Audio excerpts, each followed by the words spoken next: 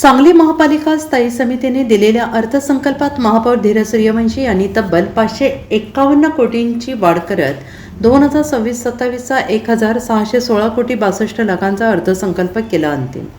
स्थायी समितीने दिलेल्या अर्थसंकल्पात महापौर धीरज सूर्यवंशी यांनी तब्बल 551 कोटींची वाढ करत 2026-27चा 1616 कोटी 62 लाखांचा अर्थसंकल्प अंतिम केला। यामध्ये कर्ज रोख्याच्या माध्यमातून 100 कोटी रुपयांचा निधी उभारण्याचा निर्णय इतिहासात प्रथमच महापौरांनी घेतला आहे। यासह नियमित कर भरणाऱ्यांसाठी विशेष सवलत देखील देण्यात येणार आहे। याबरोबरच अनेक योजनांचा समावेश अर्थसंकल्पात केला असल्याची माहिती महापौर धीरज सूर्यवंशी यांनी दिली।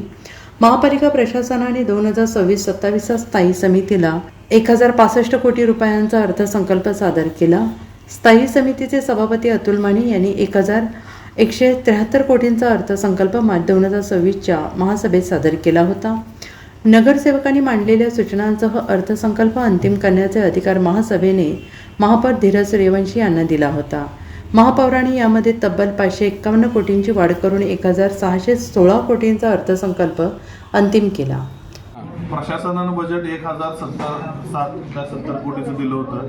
स्थायी समितीनं त्यात 103 कोटी रुपयाची वाढ करून 1173 कोटीचं दिलं आणि सर्वांनी त्या दिवशी महासभेत मंजूर केलं बजेट आणि सगळे अधिकार महापौरांना दिले। त्यानुसार आपलं 1616 कोटीचं बजेट झाले। आता तुम्ही म्हणणार हे फुगीर वाटतंय, मोठं वाटतं, तसं नाही आहे। ते आपण ॲक्च्युलीमध्ये त्या वाढ 131 कोटीचीच केली आहे आणि ती वाढ अशा पद्धतीने केली की घरपट्टीतले काही गोष्टी असतील त्यातनं आपल्याला घरपट्टी वाढू शकते, कर न वाढ करता। नगररचनेमधून काही आपल्याला पैसे वाढवून मिळणार आहे की उत्पन्न वाढणार आहे। त्यात हार्डशिप असेल, गुंठेवारी नियमितीकरण असेल, गुंठेवारीतील काही 35,000-30,000 प्रॉपर्टी अशा आहेत सर्वेत आढळल्या आहेत की त्या प्रॉपर्ट्यांचे बांधकाम परवाने नाही आहेत।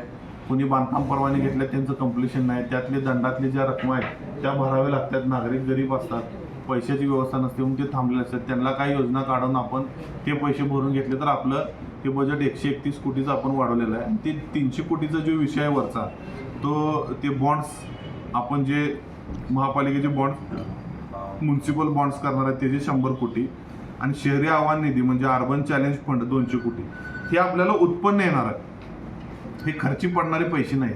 त्यामुळे ॲक्च्युअलमध्ये बजेट आपलं आहे 1316 कोटीचं, पण हे 300 कोटी झाले तर 1616 कोटी होते। चांगल्या पद्धतीचं बजेट आपण केलेलं आहे।